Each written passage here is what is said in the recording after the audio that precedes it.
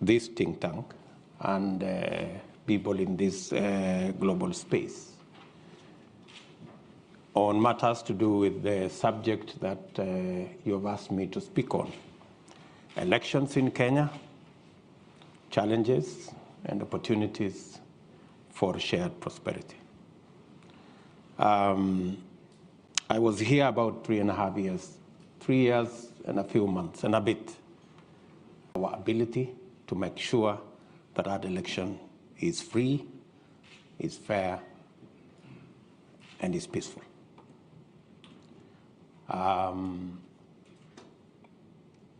We have confidence in the Independent Electoral and Boundaries Commission that they can deliver a credible election if they are properly resourced, they are supported both by government and our development partners and friends, as has been the tradition of support to IEBC.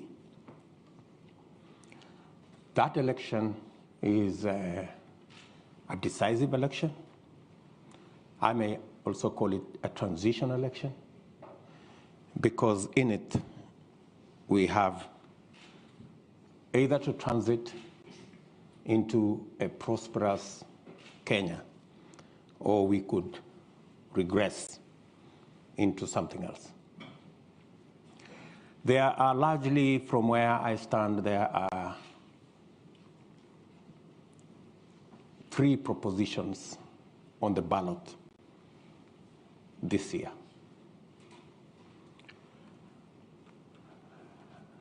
Number 1 is our democracy and constitutionalism. That's on the ballot this year. On our side, we believe that the way to the future is to consolidate our democracy by completing the implementation of our 2010 Constitution that is largely a very progressive constitution that provides for checks and balances, that separates the judiciary from the executive, from the legislature, and provides a system of checks and balances, builds in accountability, ensures that we have shared prosperity with our robust county system of government and our county governments that have become a very big celebration by the people of Kenya of that shared prosperity. On the other side of the divide, of course, we have our competitors who now have doubts about our 2010 Constitution. They have proposed a raft of amendments in the region of 72 different amendments in an exercise called the BBI process. And they want to bring back an imperial presidency. They want more power given to the president. They want the president to have power over the judiciary. They want the president to appoint an entity called ombudsman that seeks to supervise and superintend the judiciary. They want the president to go back to appointing ministers from parliament, which in our opinion undermines the oversight responsibility of parliament.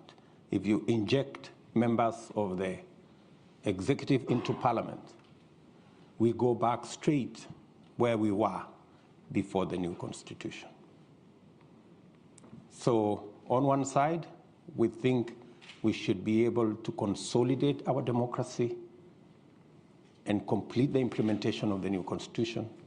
On the other side, they want to amend the constitution and take us back where we came from. 30 years ago.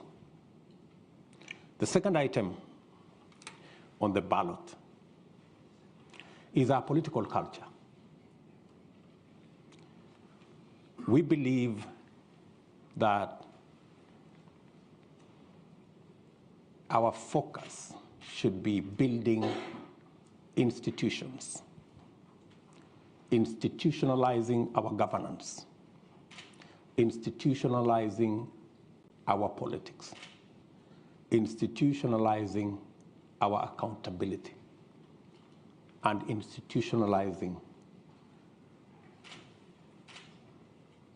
all the oversight responsibilities and our progress. What do I mean by this? On one side, we believe we must build our politics around political parties. We've painstakingly been part of building national political parties. I was a member of KANU when KANU was a national political party. I was a member of ODM when we built it as a national political party. I participated in building Jubilee as a national political party. Today, we have built the largest, most popular political party, the United Democratic Alliance, and we have built the largest, most popular political formation with our partners in NC and partners in Fort Kenya under the Kenya Kwanza Alliance. On the other side,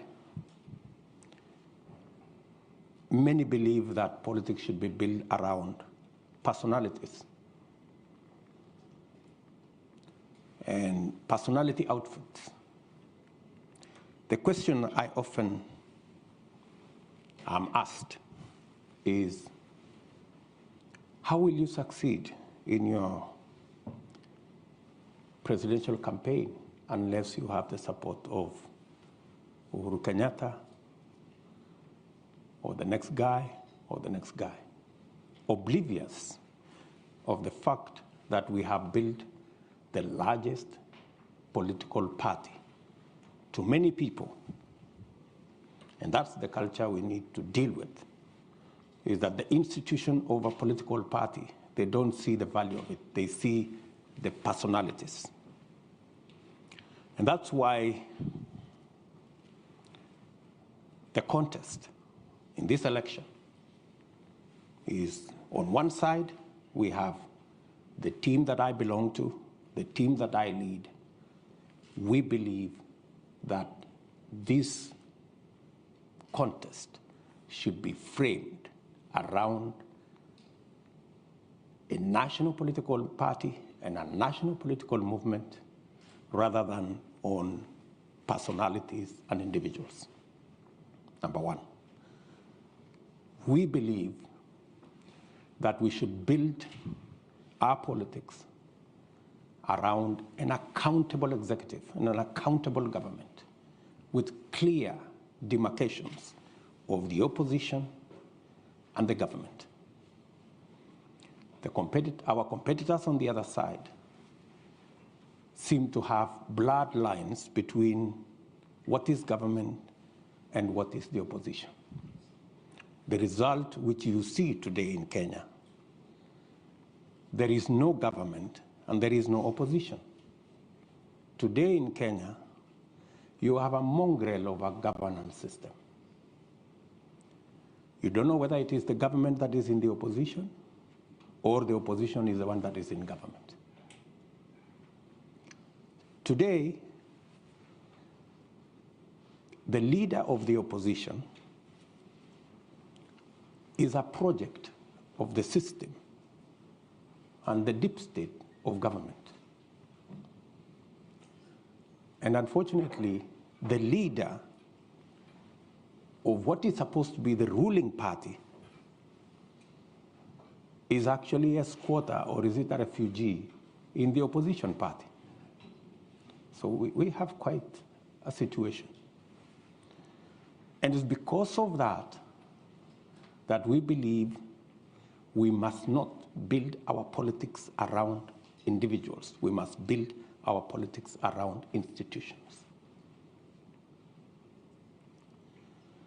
If we had built our even engagements around political parties, we wouldn't have ended in the situation that Kenya is in today, where we have opposition members chairing government committees. We have the leader of government being the foremost supporter of the leader of opposition.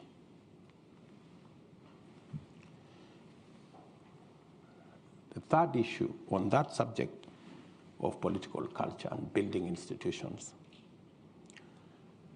Today, anywhere in Kenya, people will tell you the fight, apart from the oversight responsibility of the opposition over government being compromised because of the lack of institutionalization of our governance. Today, anybody in Kenya will tell you the fight against corruption is laced largely with political persuasion. If you have challenges of having stolen from the public, you only need to be a friend. You only need to profess that you support the handshake and you support the BBI, and you will have no consequences. It is our belief that accountability should be built and institutionalized. That's why we believe that the very first thing we must do in completing the implementation of the Constitution is to operationalize what the Constitution provides for, the judiciary fund, to give the judiciary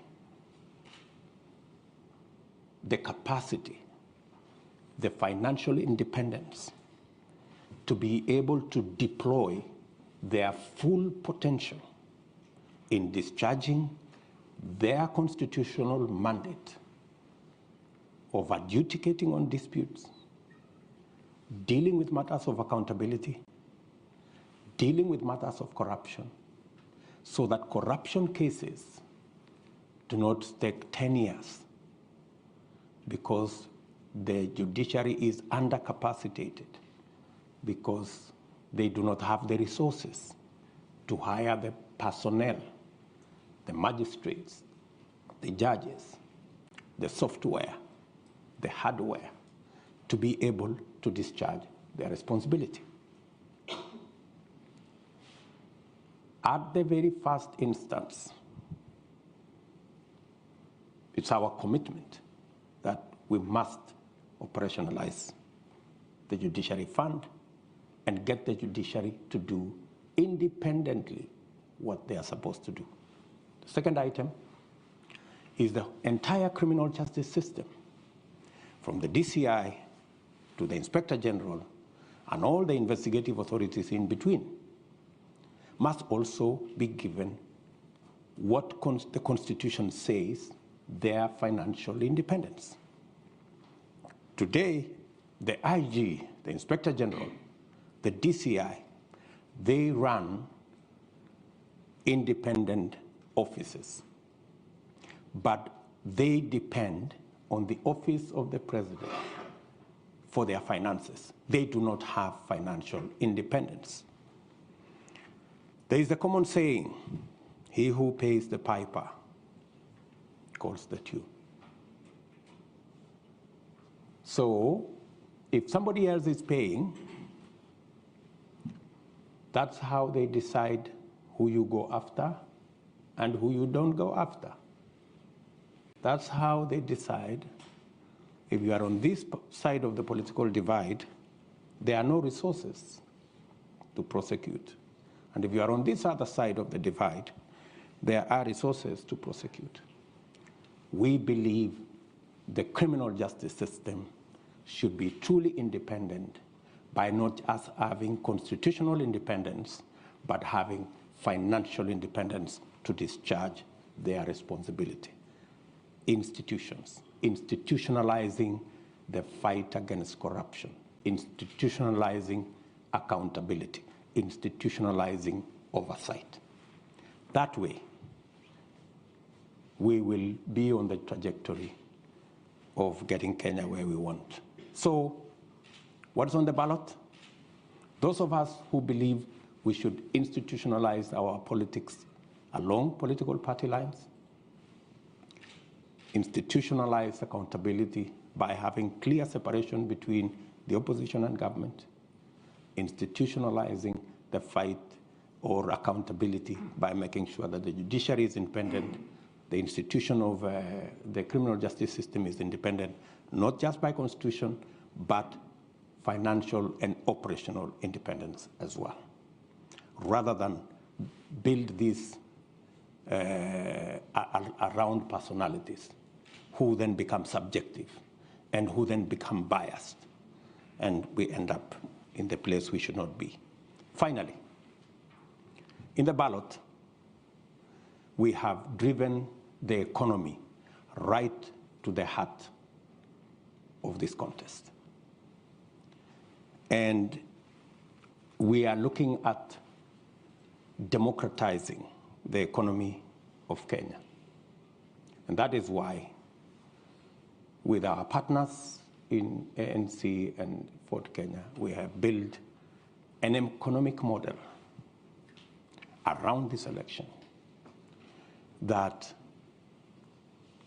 gives us opportunity to expand and make sure that our economic model is inclusive. Make sure that the millions of our citizens who are today locked out of the economic cycle because they have no jobs, 4 million of our young people out of school, out of college, out of university, have no jobs, and it's not going to be business as usual. How are we going to do it differently? We're going to deliberately, and I could give examples later, deliberately invest in areas that are labor intensive, that create jobs, so that we can deal with the challenge of unemployment and create inclusivity. Number two, 80% of all our business is in the space of micro, small, and medium enterprise. We believe to create economic inclusion, this category, who suffer three challenges. They do not have legislation to protect their business. They have challenges in the environment in which they operate. And when I say in the environment in which they operate, even huge corporates in Kenya will tell you they have a wall of licenses, 10 licenses, 15 licenses that they have to suffer before they can get their business up and running. And finally, and this is especially for the micro and small enterprises, is the whole challenge of access to credit. It is really the elephant in that space. Let me give you an example. Because of the challenge of access to credit, we have a huge problem of predatory lenders.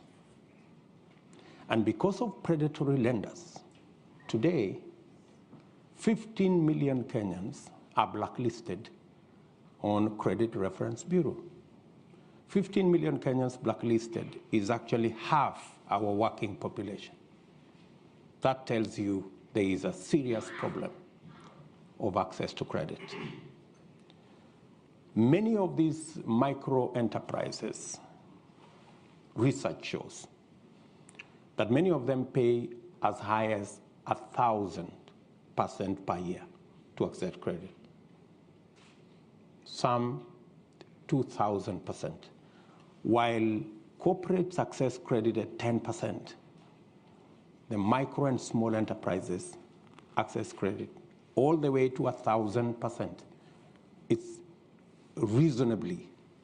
These are enterprises that end up making $1, $2, maybe $3 on a good day. And with just access to credit, reasonable credit, affordable credit, you can actually increase their income from $2, $3 to $6, $7. You can double their income just by making sure that we access credit. It's a challenge that we have, and it's a challenge we must deal with. Inclusivity again. And this is about the economy. And finally, we have to do something about the biggest sector that drives our economy. The meeting is being live streamed, and a number of other people are watching online because of COVID situation. But I want to thank you once again for inviting me to this very historic institution, where great ideas are openly discussed and contested among thought leaders, global statesmen, policymakers, and academics. I come here at a special time in my own political life. Just last week, I was nominated by the Azimio la Umoja, Kenya's largest political movement, as his candidate for the President of the Republic of Kenya. It is an honor and privilege for me to be entrusted with the opportunity, if Kenyans so decide, on August 9th this year, to lead my country at a time of great suffering in the world. And that is why discussions such as these in a forum as important as this could not have come at a better time. So thank you once again. The world is going through very uncertain times. Notwithstanding the COVID-19 pandemic, we are currently faced with a crisis in Ukraine that is sending thousands of people into neighboring European countries as refugees. The Ukraine crisis, like the COVID-19, is a global phenomenon. The United Nations needs to urgently take leadership in finding a solution through diplomacy and dialogue already initiated in recent discussions in the Security Council. And Kenya has taken a very firm stand on this issue. In Kenya, we stand to lose about 10 billion Kenyan shillings worth of exports to Russia as a result of sanctions. That is about $100 million US.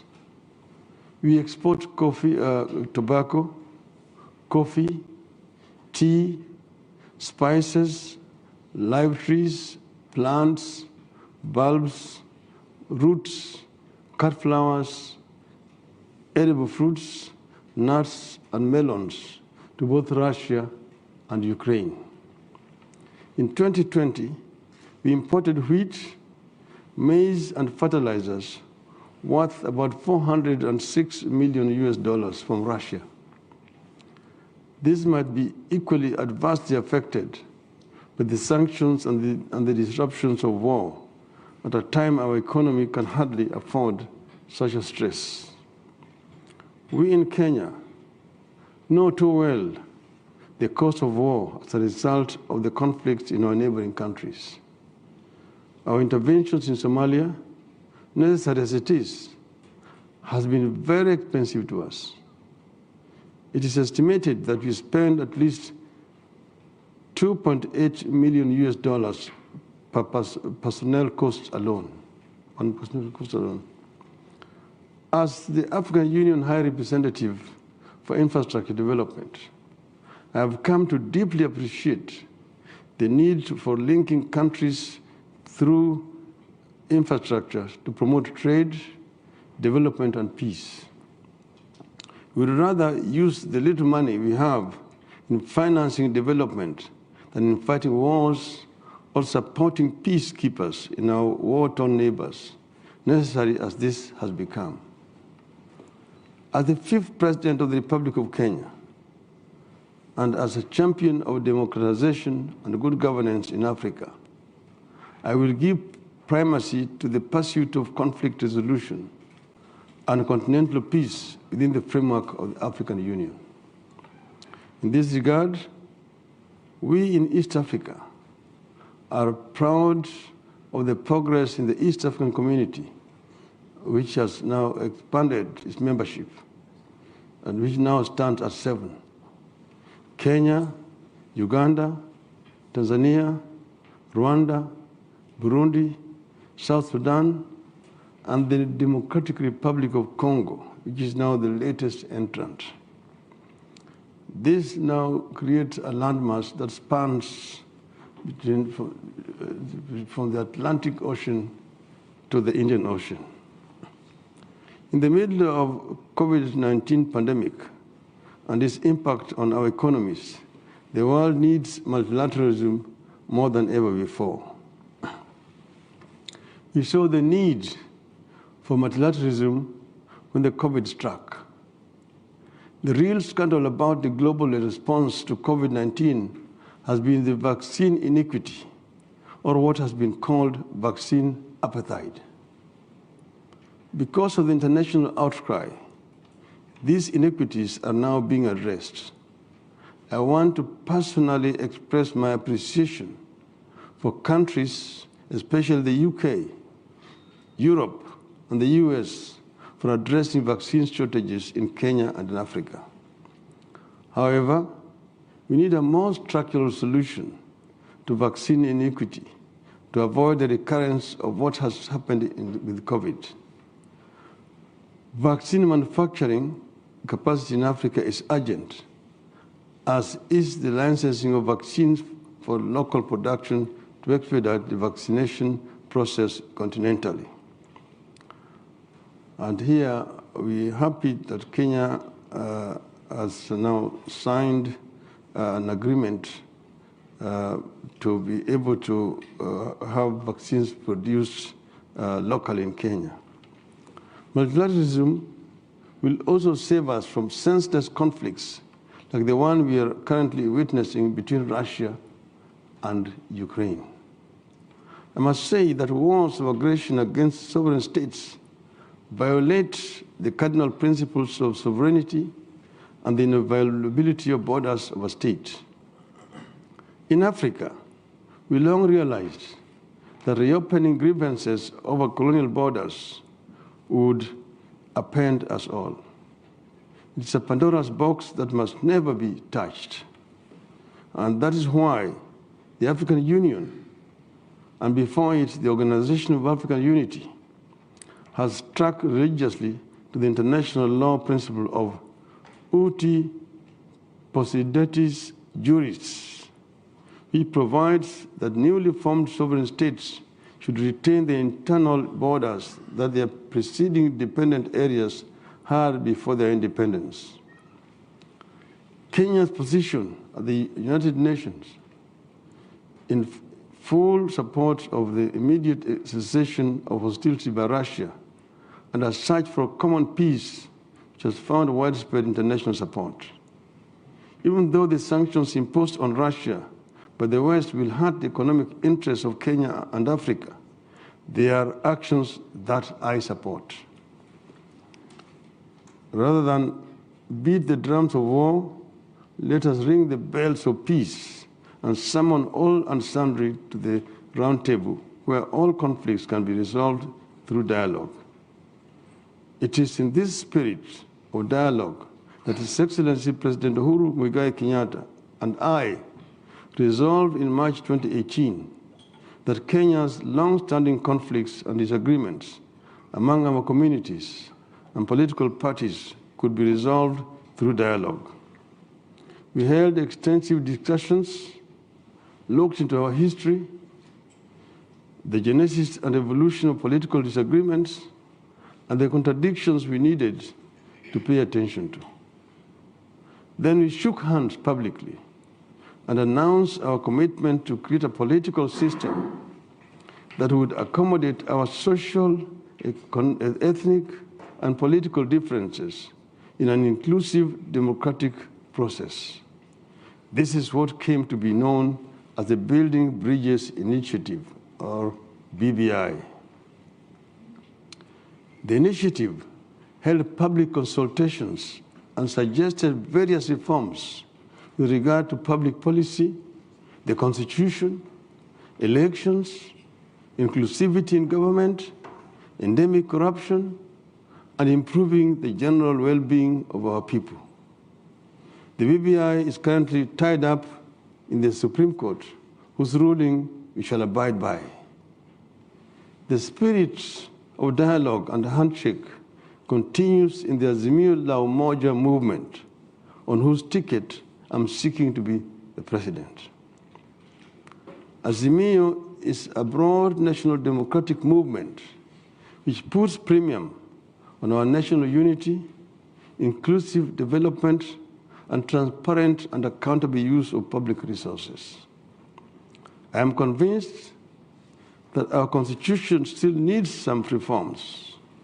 For example, a candid look at the relationship between Parliament and the executive is urgent. The 2010 Constitution introduced a devolved system of government that has brought tremendous changes in the governance and distribution and the use of public resources at the grassroots. Devolution is here with us to stay. We can only make it better through higher allocation of the national budget to the counties. The Constitution stipulates that at least 15% of the budget should be allocated to the counties. We in Azimio la Umoja coalition propose that the allocation be raised to at least 35% of the national budget. I will pursue this proposal. I have always believed in the dictum that a central government does best when it governs least at the local level. Good. Article 43 of our Constitution guarantees Kenyans basic social and economic rights such as education, health, food, water, housing, and social security. I will purpose to implement this very important article. The COVID-19 pandemic has left our economy struggling. I intend to radically shift focus to supporting the micro, small, and medium enterprises and give them resources for scaling up and fill gaps emerging from the pandemic. I also plan to provide a supportive regulatory framework, including providing linkages with the formal and private sector and public sector so that the micro, small, and medium enterprises can thrive. I plan to increase the agricultural productivity by providing inputs to smallholders in addition to farm subsidies to farmers to enable us to produce for consumption and export. In the long term, I plan for the Azimio to prioritize an industrialization policy that is export-minded and that allows the private sector to drive the export agenda. I will support the private sector to lead a shift from exporting raw materials and agricultural produce and venture into industrial manufacturing with eyes on the international market. We will continue to expand the frontiers of quality public education and also pay more attention to skills-oriented education at the basic level to prepare students for productive work when they do not pursue higher professions at college and above. The current government has done a great job with regard to universal health coverage. My government will take up from where the Jubilee government has reached and eliminate the difference in terms of quality and cost between the public and private health facilities. Universal access must be universal access in word and in deed. I intend to improve health knowledge and awareness among our people so that family, community, and preventive health care are part of our healthcare infrastructure. I also intend to establish an institute for biotechnology and genetic engineering in Kenya so as to enhance our domestic capacity to develop vaccines and pharmaceuticals. Social protection will be central in the delivery of social services to the poor and indigent under my government. I told our citizens that our major reason, I hope that one major reason that I hope to be their leader is to help lift the extreme poor and vulnerable families so that they can access the basics and later support themselves.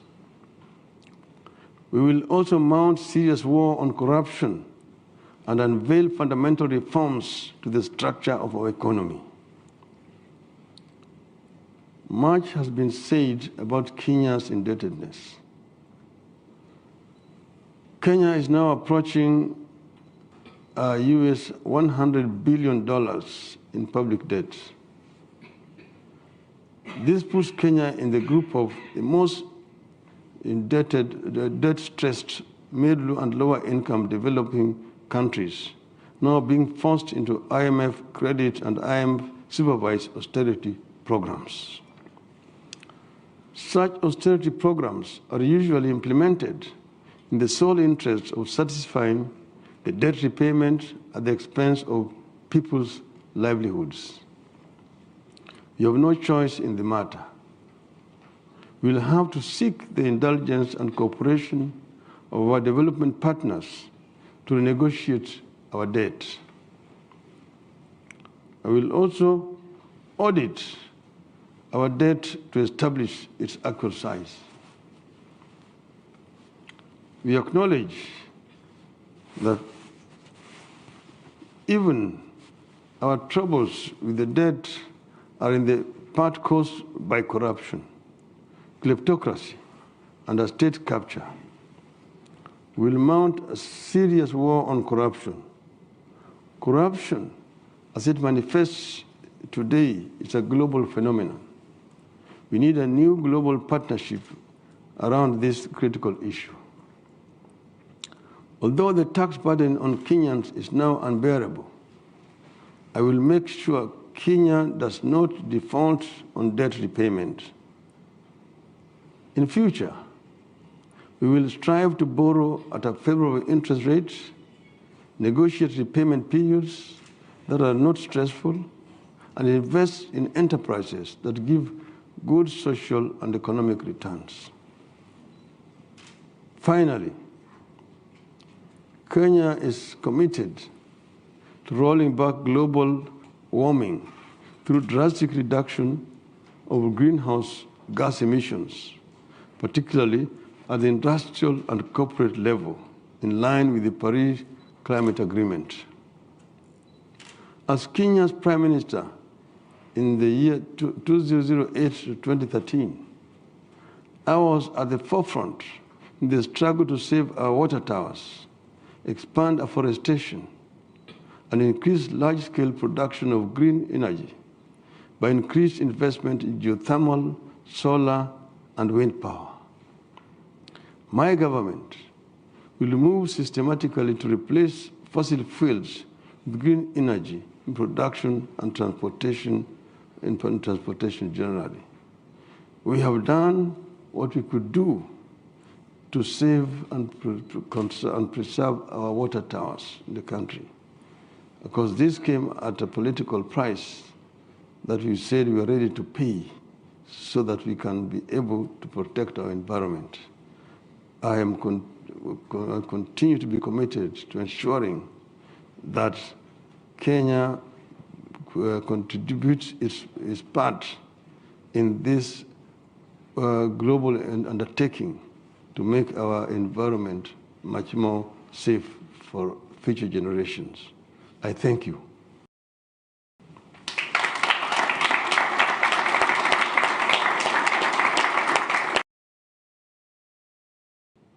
25% of our GDP is contributed to by agriculture. 50% of our GDP, agriculture, plus all the linkages. So it's not possible to discuss the economy of our country without discussing agriculture. And agricultural transformation, right from interventions in seeds, interventions in fertilizer, interventions in market, interventions, getting rid of cartels, dealing with brokers, making sure that we have clear value chains. And if I give you an example, we are, for example, the largest producer of milk in the continent. We produce 5 billion liters of milk.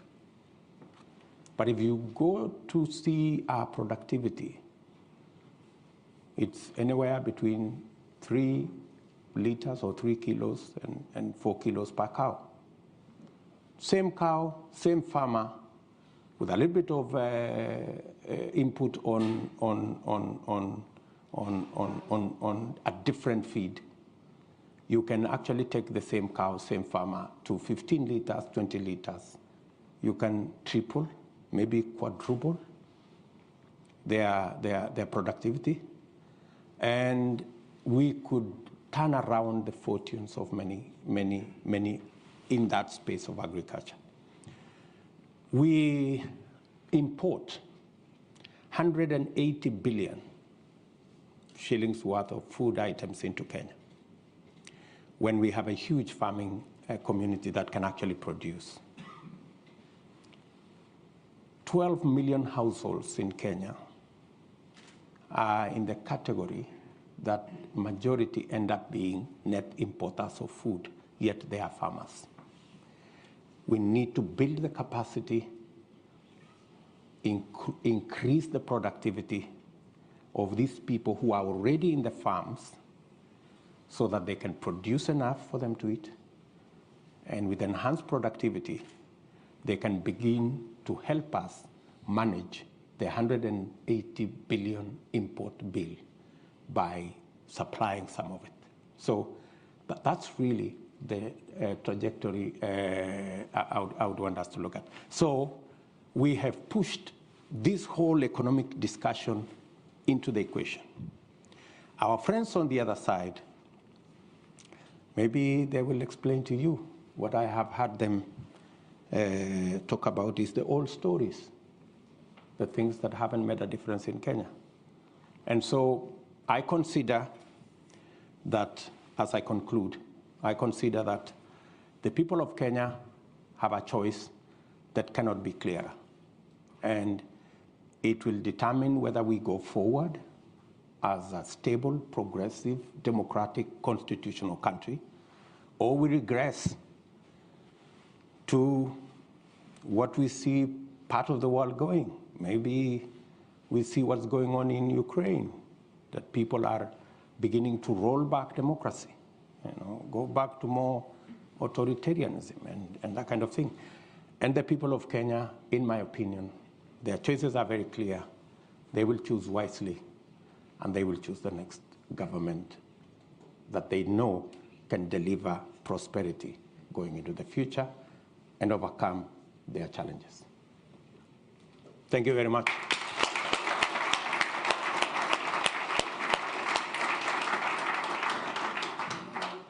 So for those of you on Zoom, just a reminder, that was His Excellency Dr. William Ruto, Deputy President of Kenya, discussing the opportunities and the outlook for change arising from August's elections that are coming up in Kenya, and sharing his vision of a bottom-up economic model for Kenya's long-term prosperity. Just a reminder to everybody in this room that this event is the first of a series of events that we're organising at Chatham House on Kenya's 2022 elections and political developments. And next week, we will be advertising shortly. Raila Odinga will be speaking here also. So, if you want to ask questions, we're going to do this two ways. One is there's roving microphones in the room, and I'll start off that way. But we're also, via Zoom, receiving questions from all over the world. So if you want to ask a question and you're on Zoom, please use your Q&A box function to indicate that. And I will also see if I can invite some of those who are on Zoom to ask their questions verbally, but I'll also summarize some of those that are coming in. So again, we'll take 3 questions now from the hall, and the lady in the far left there, you madam, please go ahead and ask your question. Thank you. Deputy President, we'll take questions in 3s, so if you just take down Your Excellency, Deputy President of Kenya, distinguished guests, Dr. Alex, my fellow Kenyans, first I say karibuni to our guests, and Jambo. So, Mr. Deputy President, I've got 2 questions. First of all, let me just say, my name is Rosemary Adigor, and I'm the PR and Marketing Director for Asimio UK chapter. So I've got 2 questions for you. First, when you formed the government with His Excellency President Kenyatta, he treated you more like a principal. And in that case, you were given some of the most powerful dockets that, as any deputy president, we've never seen that sort of. So that was generosity from his part. But you also played because you also brought the number with you. So it was like this. So what I want to ask is, what are you going to do different, having seen the level of corruption, unprecedented corruption that engulfed our country to an extent whereby people can't even afford to buy milk, people can't even afford to buy even just oil. And yet we have people who they are just rolling in lots of money. They can have a car from Monday to Sunday. And Kenyans are starving. Second question, please, because we've got lots and lots of questions, please. So I just ask you, what are you going to do different to Kenyans?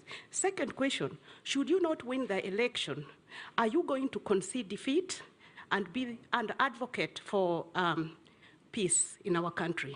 Because we know the story, and we are all eyes open. We are watching. So thank you. And lastly, I just No, two.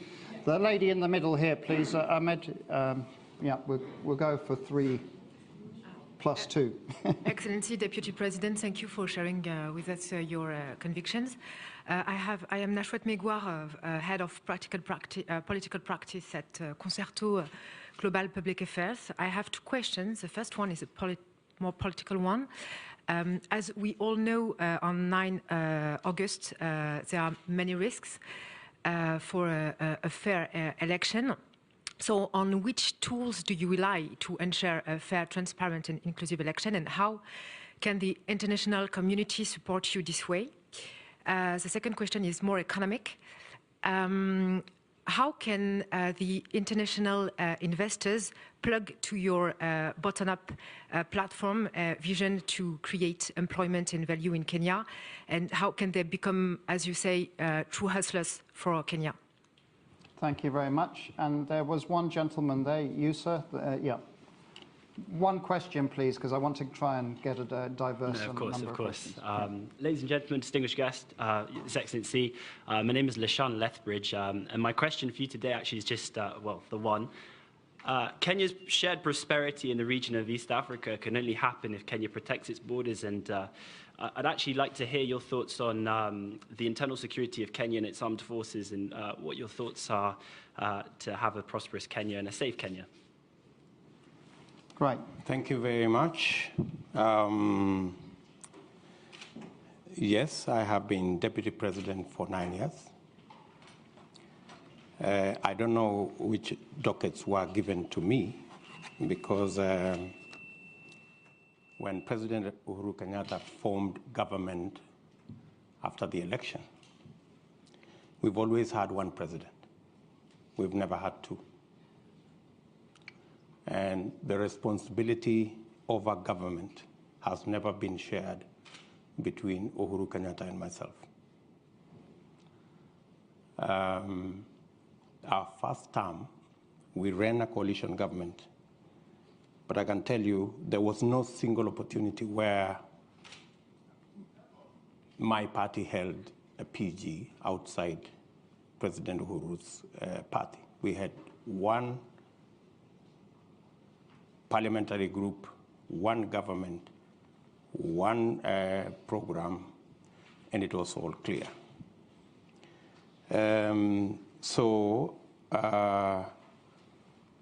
There were no dockets that were given to me. I didn't appoint no minister anywhere. Everybody was appointed by the President of Kenya. And the difference, maybe you could ask, is between our first term and our second term. In our first term, granted, I played my role as deputy president. The president assigned me many responsibilities, which I discharged with distinction from where I sit. And that is why, in our first term, we rolled out our plan to build the standard gauge railway. We have built 700 kilometers. I was part and parcel of the entire delivery plan. We set out to build 10,000 kilometers of tarmac road in Kenya. By June this year, in 3 months or so, we will have actually done 11,000 kilometers. I sat long hours with officials in government to design how that was going to happen. Same case to our TVET program. Same case to all the other programs that we delivered on our first term. And to demonstrate our success, we were re-elected in our second term with twice the margin we had been elected in 2013, clearly demonstrating that the people of Kenya were happy with our delivery. Unfortunately, in our second term, because of the political dynamics that came into play, the president told me that he wanted to do things differently. And he didn't want what had become normal in Kenya, that this was Ruto. He wanted a Uhuru. And I had a discussion, a candid discussion with him. And when he told me that's what he wanted, and he wanted to run this government because he wanted his legacy alone as the fourth president of the Republic of Kenya, I was not fussy about it, because he decided that whatever I did in the first term to coordinate the government programs, work on assignments that would consolidate our plan, he decided that he wanted somebody else to do it. And I didn't complain. So Executive Order number 1 came into force, establishing a different arrangement in government. And I had no quarrel with it, because that's how the president wanted to deliver on his second term. Unfortunately, the people who the president maybe gave that responsibility failed him, because the whole Big Four plan fell apart. The housing plan never took off. The universal health coverage never took off. The whole space on agricultural transformation faltered. And we didn't see any of that plan. In fact, At some point, it forced the president to change the plan. So we went away from the original plan of Big Four. We ended up with another plan called BBI, changing the constitution, working on all the rest of it, which unfortunately again went up in smoke because it was purely unconstitutional.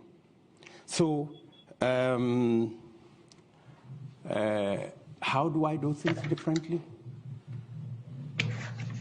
If we had done things the way we had done in our first term, making sure there are clear lines between the opposition and government so that government can be held to account, so that the opposition can play its role, so that instead of the opposition being lackeys and being brokers and being the ones organizing cartels in government and participating in corruption, they should be providing oversight. You're correct. You know, Kenya is in a worse place today. There is no oversight. The fellows who are supposed to provide oversight in the opposition are the ones driving the scandals from KEMSA to all this. They are the ones participating in the troubles. Coming to my grand lady here. Yes, there are people who are skeptical about whether we will have free, fair elections, and especially peaceful elections. The point of elections being violent for the last 3 elections has largely been the refusal by participants of the election to accept the outcome of the election. That has been the point of departure. I can say with a lot of confidence that the last 2 elections did not have tribal anglings. We largely ran 2 formations, one in NASA, one in Jubilee, that largely represented the face of Kenya on both sides. The only challenge that came is when our competitors refused to accept the outcome of the election, organized demonstrations, swore themselves in, did all manner of things, and drove the country into violence. The undertaking I give as a candidate, and I have done it publicly, is that William Ruto will accept the outcome of the election whichever way it goes.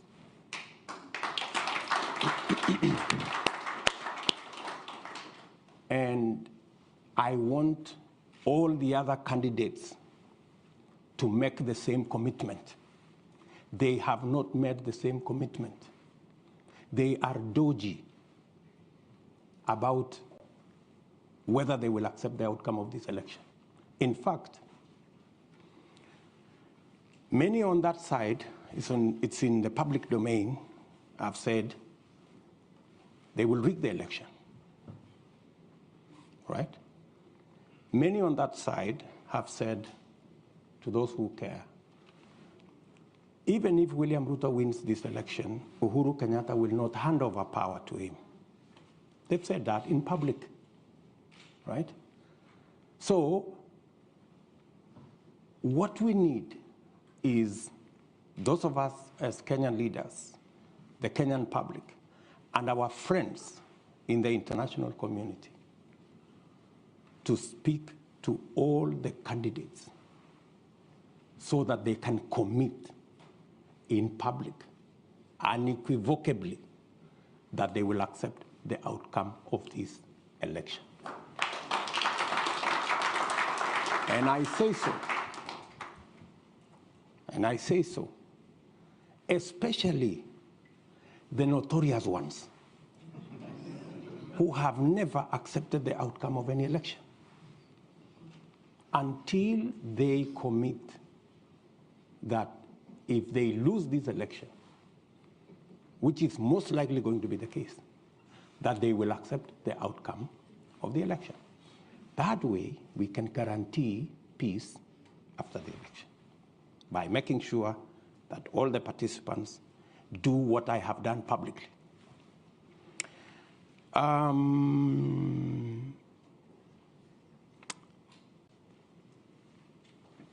The gentleman has talked about the whole security situation. Part of my engagement let me reframe it first. Addressing ourselves to the inclusive economic model goes a long way in managing the security situation within our country, because many of times the contestations and the conflicts are around resource sharing.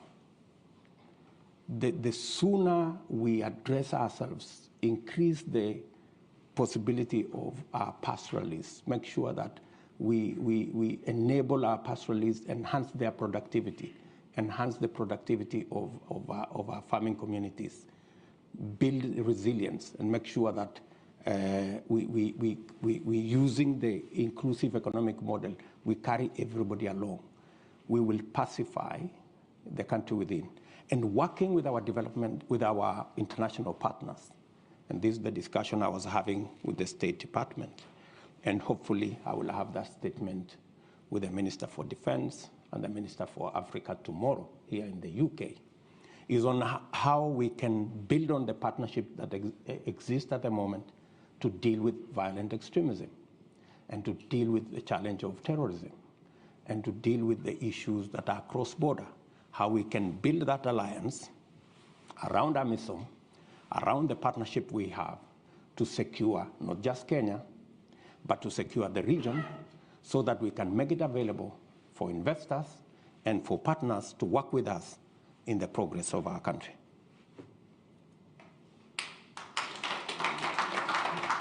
So I'm going to take some of the questions coming in from the continent and beyond. So be patient, please. We've got way too many questions here to deal with in the short time we have, but I will also overrun 10 minutes today, and I will overrun next week by 10 minutes also, so we have equity. So first of all, we've got Mutone Mwajere from Nairobi. If we can, if you'd like to ask your question live, please go ahead. Mutone. Are you there? Hi, this is Mavani. Yeah, I'm here. Can you hear me? Yeah, please go ahead. We can hear you. This is Mavani Wanyaki. I had several questions, but I will respect Alex and ask one. How do you reconcile your stance as a defender of the Constitution today with the fact that you mobilized the no vote in the constitutional referendum of 2010? Thank you. Thank you, Mutoni. We also have a program here called our Common Futures Conversations. And so our next two questions will be from young members of that project. For your information, Deputy President, the Common Futures Conversations project at Chatham House is a centenary initiative. We celebrated our centenary in 2019 that uses a bespoke online platform to provide space for young people in Africa and Europe to share perspectives on key global issues and engage in policy makers. We've received many questions from them, and we've chosen two to ask their questions live to you. So first of all, I'd like to invite Salome Nzuku to ask the question. Salome, please go ahead. Thank you for the opportunity to ask this question. My name is Salome Nzuki. I am a founding member of the Common Futures Conversations community and also a Chatham House Youth Advisory panelist. Currently, I work at the Ministry of Foreign Affairs here in Kenya. Excellency Deputy President, how will you tackle violence against women, safeguard women's rights, and promote gender equality if elected as the 5th President of Kenya? Thank you. Thank you very much. And then the second question is from Daniel Orogo. Daniel, please go ahead. My name is Daniel Orogo. I am from Nairobi, Kenya. I am a member of the Chatham House Feature Conversation Program, and I am a panelist in the political governance. Your Excellency, the Deputy President, President Kenyatta has admitted severally in different platforms that there is nothing he can do to fight corruption. In fact, he has, in one occasion, thrown up his hands on air and says that there is nothing I can do. What do you want me to do? So as part of the presidency that you have been part of, I am interested to hear how you have seen in your campaigns that you do not really articulate about corruption. And I've heard your presentation about the fund, about institutionalization. But I admit that it is coming until late that you too have been dodgy about your agenda about fighting corruption. Is it by default? And if so, what is your pragmatic agenda in tackling corruption under your presidency if you will be elected? Thank you so much. Thank you, Daniel. And the final question is from Uredo Makoji, which is one about tourism, I believe. Uredo, please go ahead. No? No, Uredo? Okay, maybe you answer those questions. Okay, maybe let me start with Wanyeki. Let me tell Wanyeki, I am a Democrat. And when you are a Democrat, when you participate in a contest and you lose or win, you must accept the outcome of that contest. We went to a referendum. Yes, I mobilized the no vote because I had misgivings about sections, not the whole constitution, sections of that constitution. But when the people of Kenya decided that this is the constitution they want to have, as a Democrat, I had to accept that this now is our document. And I have every right to defend the current constitution because it is the constitution of the Republic of Kenya, and I am a Kenyan. It is a paradox that William Ruto, who had misgivings about sections of the constitution, today is the defender of the constitution against the people who pushed for the adoption of the constitution, who today have become the biggest enemies of the same constitution. They want to mutilate the same constitution. And it has to take William Ruto to defend the constitution of Kenya. Isn't it an irony? I think the people on the other side have more questions to answer than I do. Salome. I quite agree with Salome that we must be even. We are the losers when we exclude women from the leadership of our nation. We have seen the value of women leaders. We have seen the contributions that they make. I have nominated no less than 4 women who have gone ahead to win elections because they've been given a chance to serve. So the more women, the more we provide opportunity for women to participate in leadership, the better for everybody. And that's why, even in the BBI process, I was against getting women from elected positions and making them nominees, of people, their friends, their relatives, their girlfriends, and all the rest of it. We must continuously provide a platform for women to be elected, for them to participate in elective politics. What are we doing? As a party,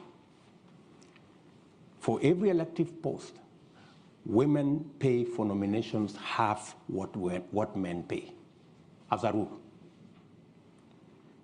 Number two, we have made it absolutely clear. It is in the rules of our party that any violence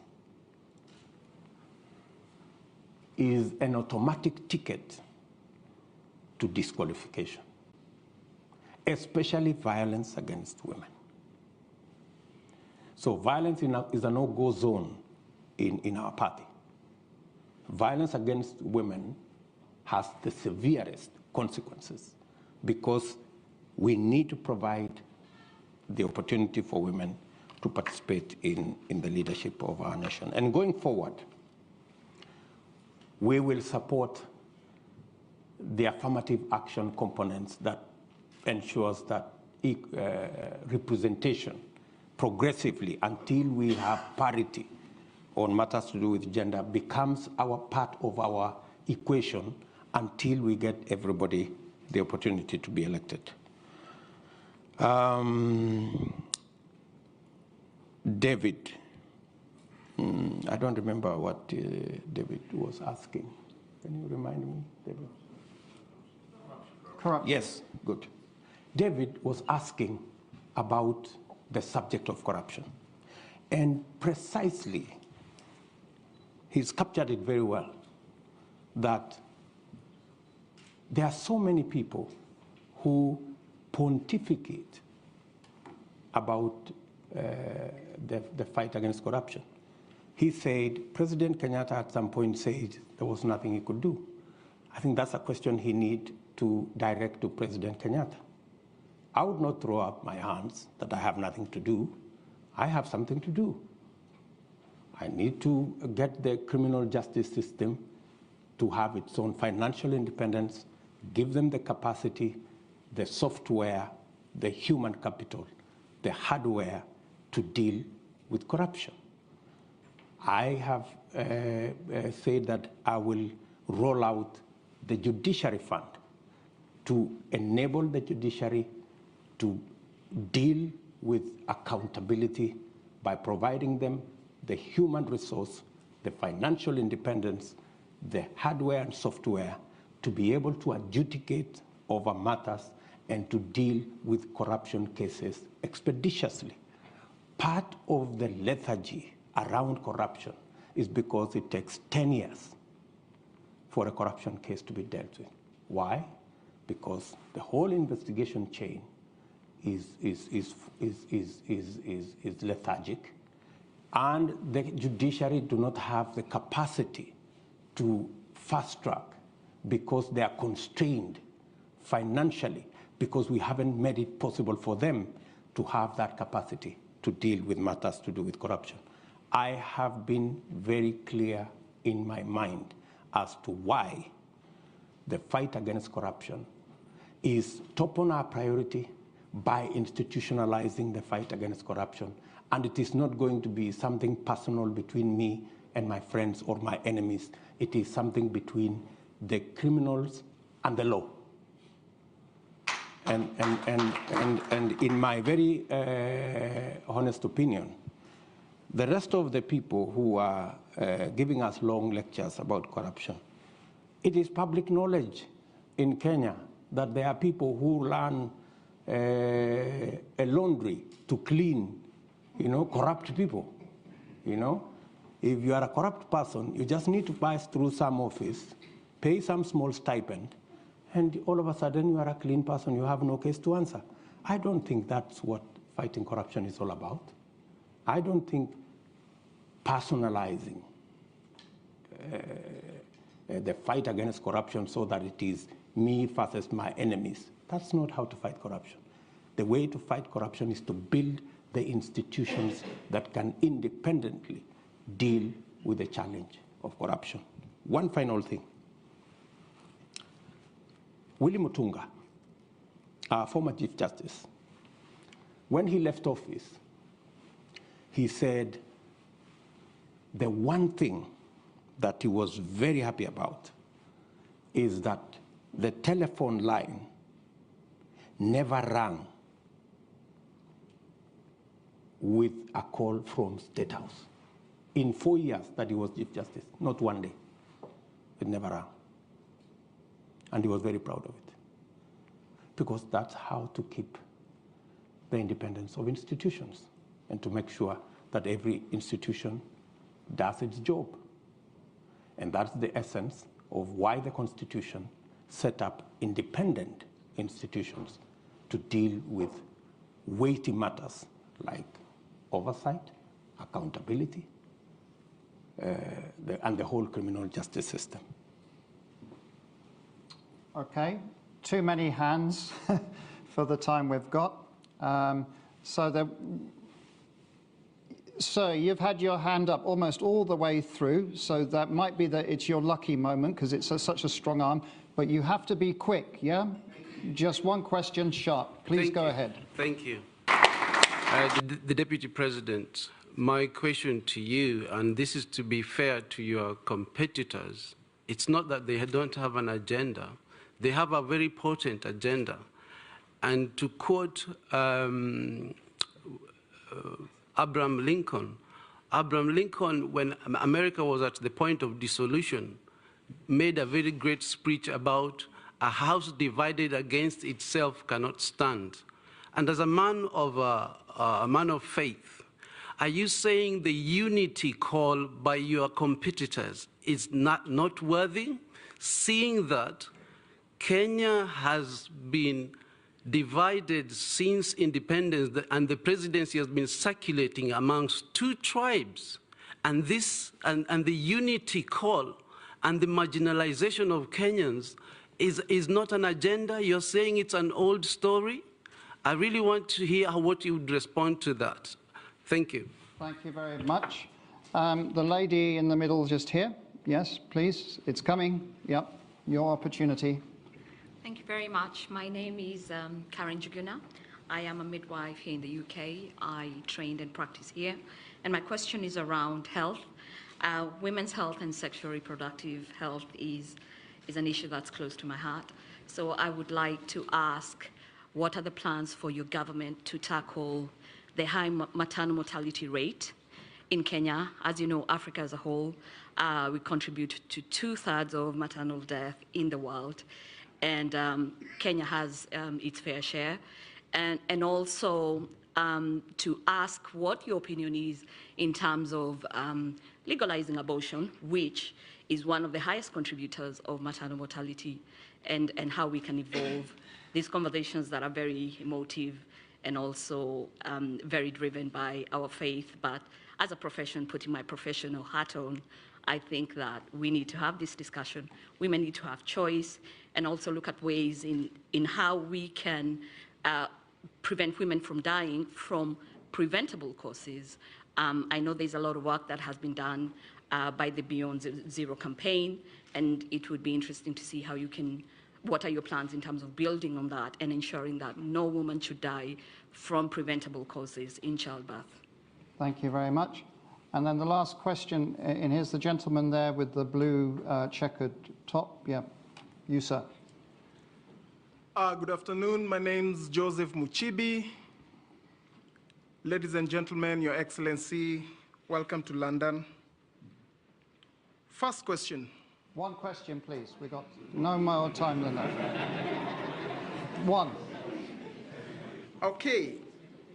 Painstakingly has been a dominant word that you've used in explaining your role in political parties.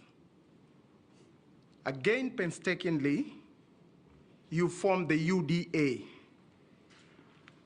Political parties, ideally, are supposed to be the forum upon which public participation is effected for real politics to make sense. I feel for you, and I really feel let down because of how Jubilee tumbled.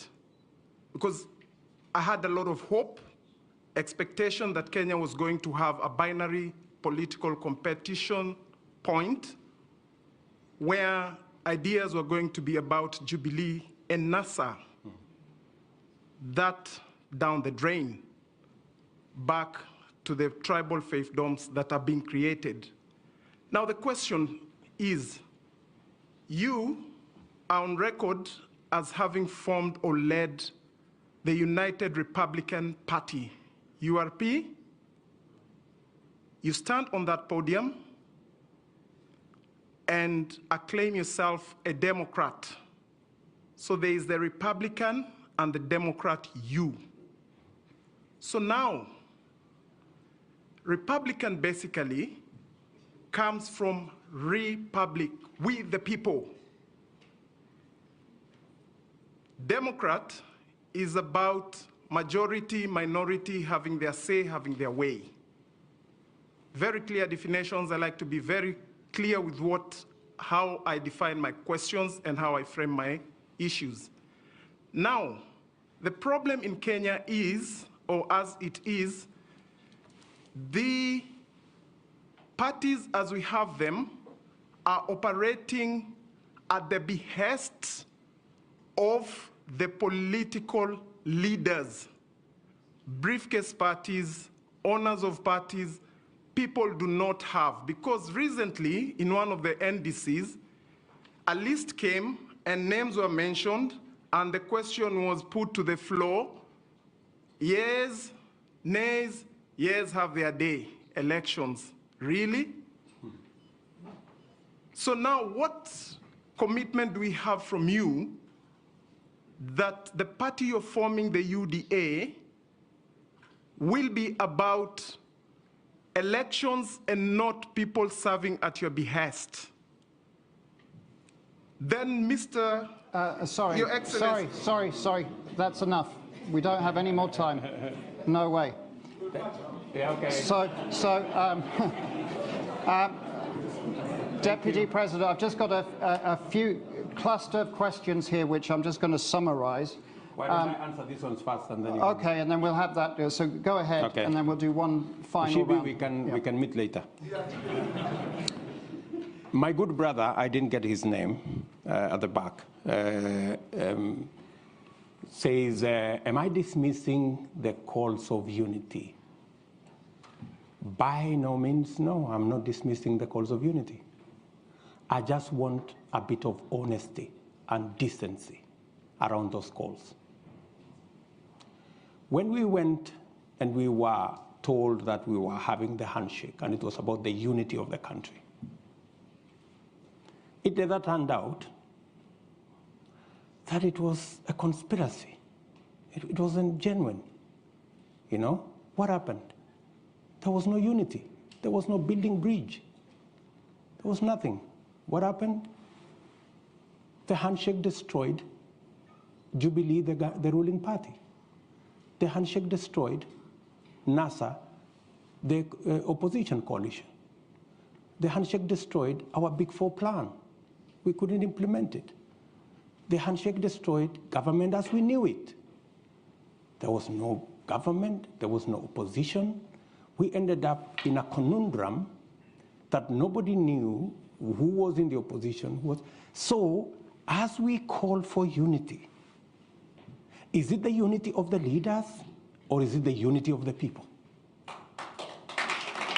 It is way different, because there is a push by our competitors that the unity they understand is that if you have 3, 4, 5 leaders from their communities deciding to work together, that is unity, and every Kenyan should be satisfied with it. We hold a different view. We believe that the unity of the nation will be built around getting everybody included, the inclusion, the political inclusion. That's why we are building a national political movement. That's why we are building a national political party. That's why we and our competitors and our friends, we are building a national political formation. Economic inclusion. It's not that when a leader has occupied an office, he has occupied an office on behalf of his community. No. It is the economic inclusion that will create the unity of the nation. And to speak to you directly,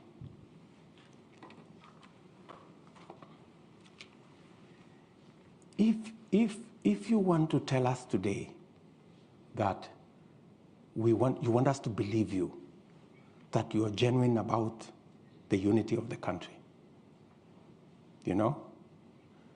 And you have just come from your commitment. You said, this is my commitment, this is my word as a leader. You've walked away from it. In fact, I consider the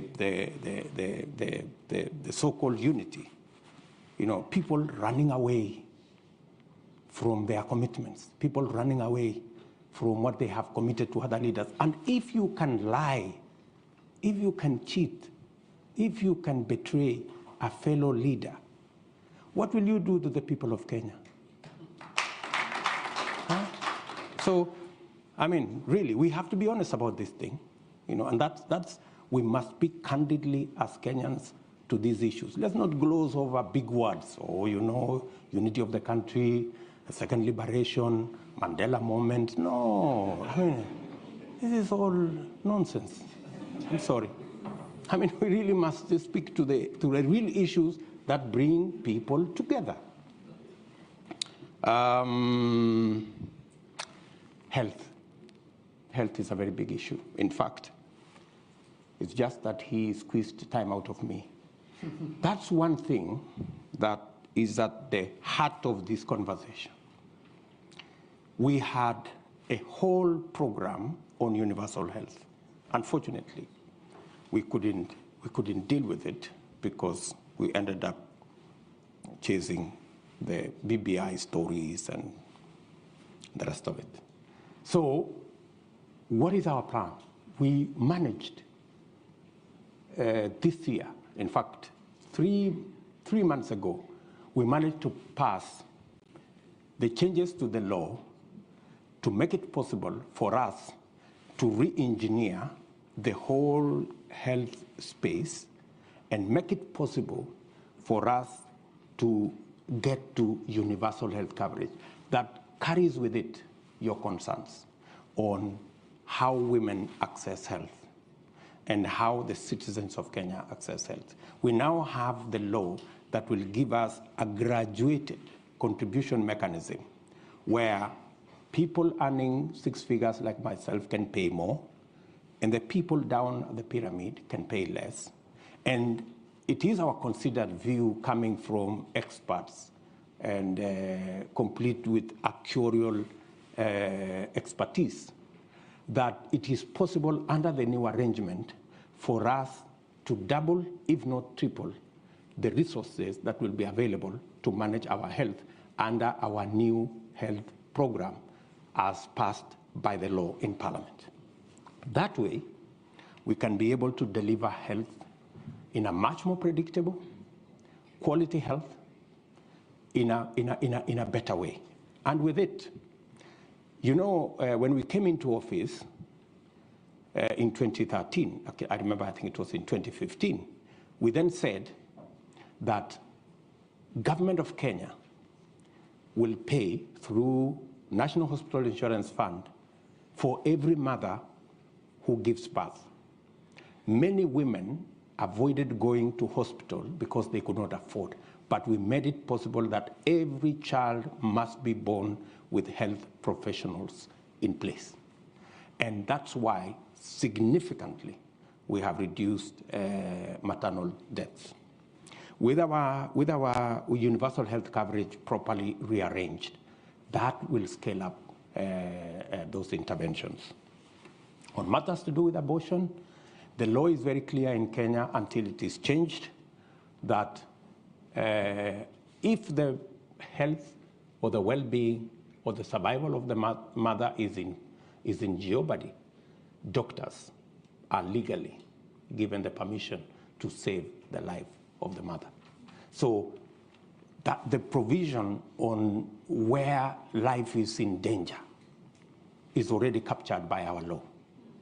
Maybe then, unless you're talking about something much more progressive, then that's another discussion. Kenya is a democratic country. we will have a conversation. And when we get to that place where we make that decision, then we will implement it in whatever fashion that the law will provide at that point in time.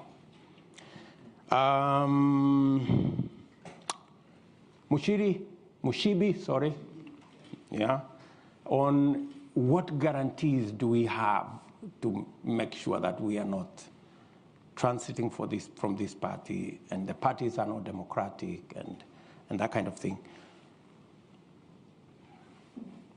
I am the biggest loser when it came to the collapse of Jubilee. I had invested, the same way I see that passion in you, I had invested a lot of emotion, a lot of effort in building the Jubilee Party.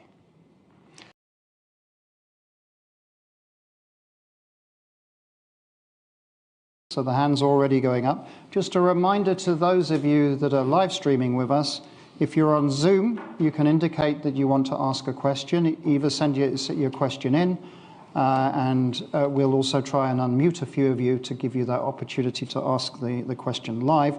My apologies if you are on our live stream and not on the Zoom platform, you're not going to be able to ask a question, but I hope you're enjoying what you're seeing, and do tweet if you want to. So let me go across the room now, and the hands are up. So I'll take a cluster of questions, Honourable Ryler. The gentleman there. Yep, you sir, please introduce yourself and ask your question. Just one question, please, because we're going to get plenty. Thank you very much, Right Honourable Raila Odinga. My name is Fred. I teach political science at King's College London. And who you are? My name is Fred. I teach political science at King's College London.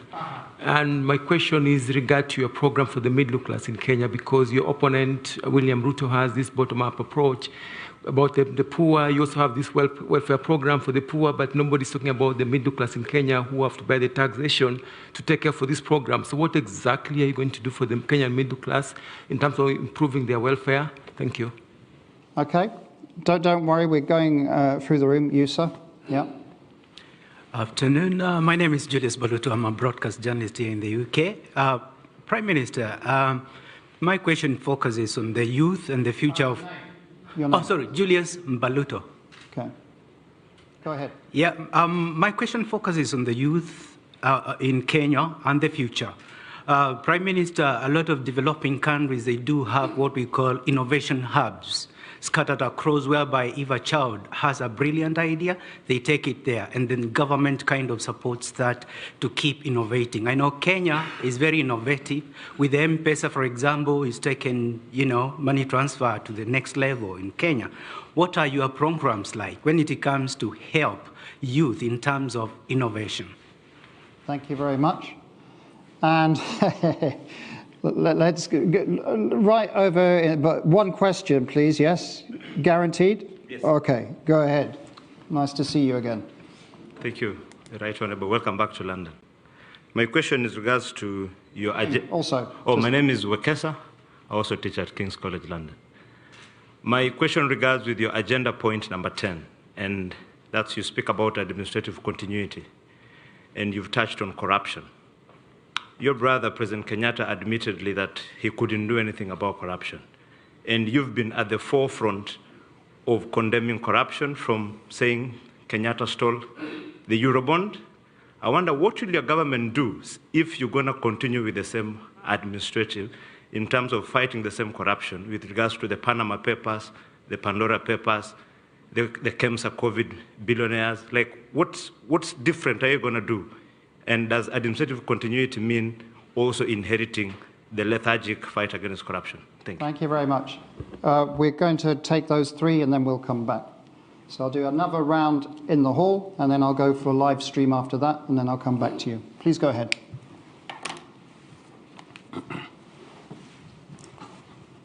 This one is about, Fred talked about the plans that you have for the middle class. Of course, as you see, there's been a lot of emphasis on the underprivileged class, which is the poor. The middle class, of course, know very well how to look after themselves. But they are not people who are looking for the very basic requirements like basic shelter, food on the table, and so on. Middle class are looking for example, affordable housing in terms of shelter. They're looking for good schools for their children, which is affordable, the lowering cost of living generally, ensuring that food is basically available and reasonable. The cost of energy, which is affecting the middle class. Those are things that we intend to address, making sure that the transport system is working in urban environment, and also basically urban transport is working properly. I mentioned the cost of energy and so on. So those are issues that we are actually addressing in our manifesto comprehensively, which will ensure that the middle class grows. We want to grow the middle class. What we have said is that you don't deprive those who have in order to empower the poor. And like the emphasis has been made in what they call the bottoms-up approach. We are saying that we create a conducive environment for upward social mobility to allow as many people coming to rise up and join the middle class and in the upper classes. This is what we're intending to do. The youth innovation, yes, our youth are very vibrant and very creative indeed. You just mentioned the example of the M-Pesa. We are the ones who invented the mobile money, which we've given to the world. Unfortunately, the inventor himself did not really benefit from the product of his work. We've said that you need to be able to protect intellectual property of the youth. They make inventions, they are protected so that they can be able to benefit from what comes out of their work. That itself will create a lot of incentives to promote the youth to be more creative in inventions in our country. Okay. This is, intellectual property. See, Mr. Wekesa, I've said yes, that we will continue the positive work that has been done by the government of President Uhuru Kenyatta. I've never said that we are going to inherit the negative things. There are certain negative things that Uhuru himself has actually admitted. He said that, for example, the government loses close to 2 billion shillings daily into corruption. He is, of course, felt very much unable to deal with it. The reason is because he's got a divided government. Is being undermined from within his own government by his deputy, who is basically an opposition inside the government. And therefore, any fight against corruption is politicized. If anybody is investigated by investigative authorities and is arrested or charged, there's always this cry that, oh, so-and-so is being targeted because he's my supporter. So-and-so is being because he's my supporter. So they cannot really fight against this corruption internally because of internal contradictions within the Jubilee government itself. I do not have that kind of baggage myself. I'm coming in there with clean hands, and people know me. Remember when I was Prime Minister, as a time when I actually suspended 2 ministers because of investigations which had been carried out and pointed to those ministers. Unfortunately, because of, at that time, the internal divisions, the government, they were saved by my partner at that time. But we say that nobody will be indispensable in the government. And if you want to really carry out a successful war against corruption, then you just begin yourself. If any member of your family is caught in this, you must ensure that action is taken against them. I give an example of Kagame, whose own brother was arrested and imprisoned, and he would go to visit his brother in prison and just tell him, sorry, but this is where you belong.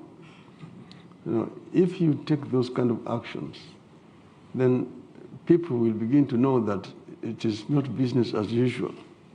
It must be business as usual to dealing with this hydra-headed animal called corruption. And there will be a determination to do it. But it is not only in the field of public servants and so on. In the whole criminal justice system, investigative authorities themselves sometimes need to be investigated. Prosecutorial authorities who refuse to prosecute once evidence has been compiled by those who are investigating, then you find that the Directorate of Criminal Investigation, prosecution refuse to actually prosecute, take them to court. The third is the end of it, till end, the judiciary. People have been charged. Once they're taken to court, you've got a battery of all these lawyers baying in the court, oh, these people are basically innocent until proved guilty through a due process, and make it impossible even for the judiciary to work. But those are corrupt judiciary. They give bail or bond, and then the cases are never listed for hearing. Years on, cases which were taken to court at the beginning of the life of this regime in 2018 have not been heard up to today. So a corrupt judiciary is also responsible for what we're doing. So it's not only the members of the public generally, but we will ensure that we do a cleaning exercise from the police officers through the prosecution authorities and to the judiciary to ensure that our system works properly in the interest of our people. Thank you. Okay. So we'll go over here. Is it you, Fergus? Yeah, this. Yep. So, yep. Mark, go ahead. Yep. Please introduce yourself. Some people won't know who you are. Mark Malloch-Brown, former Africa Minister and President of the Open Society Foundations. Honourable Ryler, it probably won't surprise you that I'm going to ask about how you ensure there is an honest election. Having been with you as Africa Minister in 2008 when we feel you were cheated at the right outcome, having seen the dismal conduct of the last election in terms of the vote count, how will you ensure when you're running against a well-funded, ruthless partner, how will you make sure that the honest election takes place, which allows the candidate with the most votes to win? Thank you very much.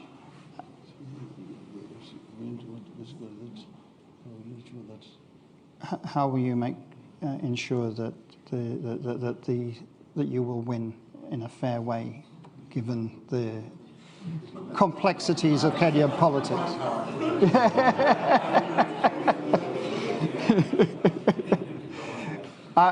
We've had so many questions on this particular issue.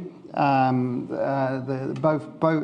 my WhatsApp and the computer's full of them. There is another question tied to this also, Honourable Ryler, which came up last week with Mr. Ruto, who said he would accept an election result. So the question to you is, will you accept an election result in Kenya? Let's go here, this gentleman right at the front.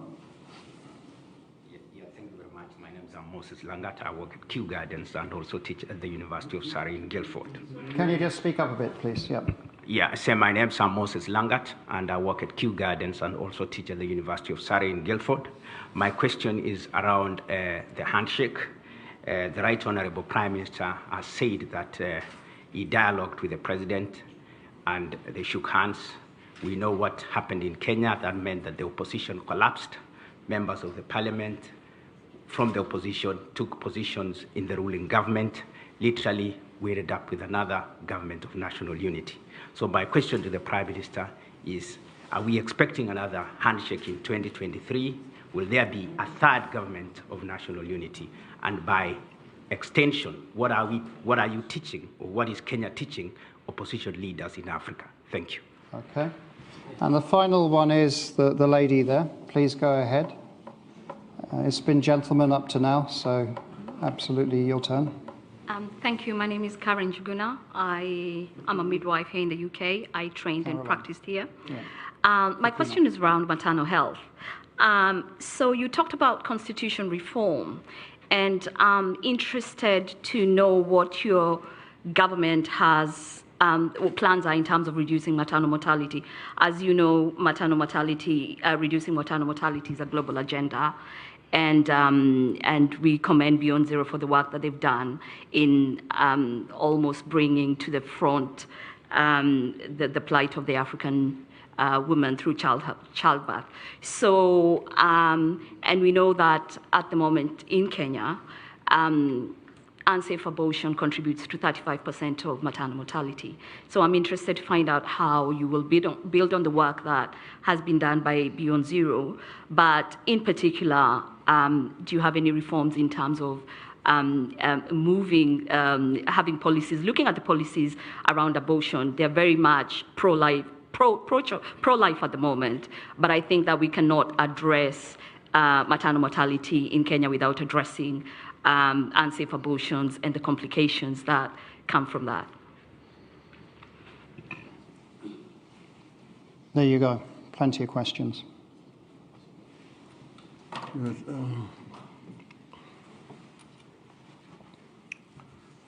to answer my friend of the so Brown, how do I ensure the win? He knows how me and him have been agonized, particularly in 2007, when what was not expected to happen happened. It has been a long road, as you know.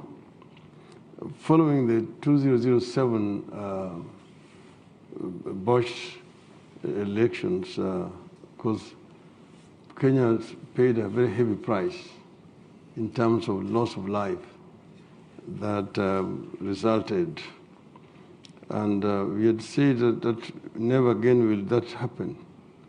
Unfortunately, the subsequent experiences have not been very much different. We set up a team at that time, the Kriegler Commission, to investigate what happened. And they came up and said that one of the reasons was the manual transmission of results, which enabled the people to interfere with the outcome, and recommended that Kenyans should go electronic. Unfortunately, the results with this have not been very pleasant. Remember what happened in 2013, and we contested the outcome at that time.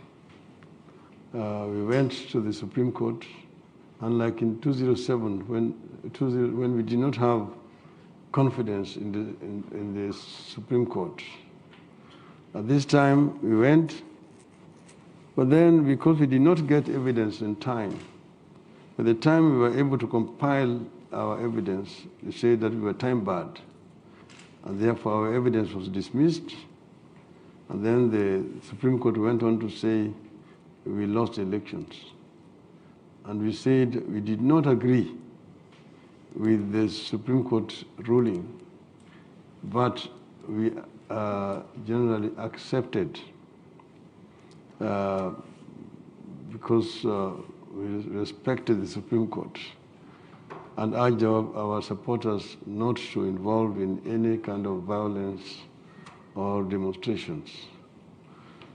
So we then resigned ourselves to our role as an opposition and waited for the next time. And then the next time came in 2017. Again, we had a similar experience and went back again to the Supreme Court. This time the Supreme Court agreed with us and nullified the presidential elections. Unfortunately, the Electoral Commission was not able to guarantee that the repeat elections were going to be different from the other ones. That's why we boycotted the repeat elections that time. We are hoping that this will not happen this time around, but we are, of course, monitoring the Electoral Commission, and we have actually pointed out areas of our concern that we want them to address to ensure that the process is free and fair. And we have actually said that if this is free and fair, and we win or we lose fairly, we will accept the result either way, so long as it's free and fair. Then Moses is talking about that the handshake basically destroyed the opposition. I just want it to be understood properly that the handshake came as a result of the crisis that was in the country at that time. The Supreme Court had nullified the elections. We had demanded that the playing field be leveled before we participated. That was not done. In the end, of course, we called for a boycott of the repeat, and the turnout was, of course, very, very low. But then they went on to now swear the president on its own, which angered our people. We called for boycotts of certain products in the country. We also called for positive action, that is demonstrations, peaceful demonstrations, which were taking place on a weekly basis. This, of course, was causing clashes between our supporters and the police, and a lot of lives were being lost. There was a time when we went to a place called Ligindogo with 38 coffins of victims of bullet shots by the police. Another time we went to the mortuary and we got 27 corpses, again victims of the police brutality. Quite a number of our people were in hospitals, in different hospitals in the country with bullet wounds. So it was causing a lot of losses of lives, pain, and also to the economy, because the demonstrations were basically disrupting the business. Now some of our people have said, we basically declare our sovereignty and run our affairs.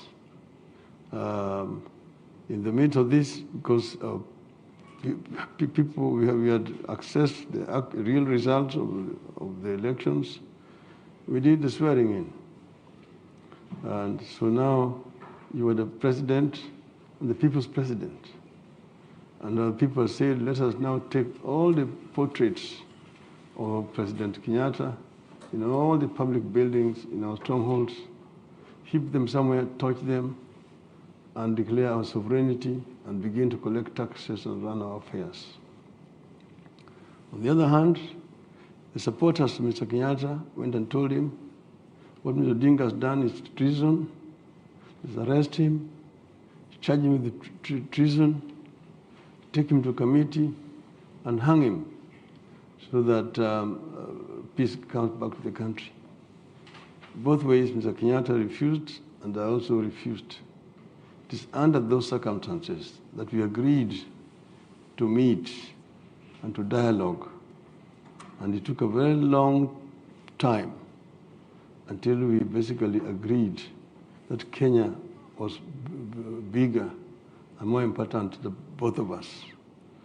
And we agreed that we'll work together to ensure that never again will Kenyans go to the ballot and we end up with violence like has been the case before. And that will ensure that the elections are free and fair. And we agreed to shake hands and came up with a memorandum of understanding that was aimed at creating the enabling environment. That is what eventually resulted in what was called the Building Bridges Initiative in our country. So opposition did not collapse, to answer you. We did not go into government, unlike the propaganda being spread by our detractors. We remained very much in opposition. Our party in parliament was doing what is done in this country, what you call Her Majesty's loyal opposition, where you do not just propose for the sake of proposing, but oppose and also offer a constructive alternative as to what you are opposing. This is what has been happening in Kenya. There have been fallacious theories that, oh, you've got opposition in government and government in opposition. Nothing could be further from the truth, because that so-called government in opposition is living in officialdom. The deputy president, when he came to this country and the United States, he spent over $1 million US dollars in taxpayers' money to bring that entourage out here. He's traveling with the government security.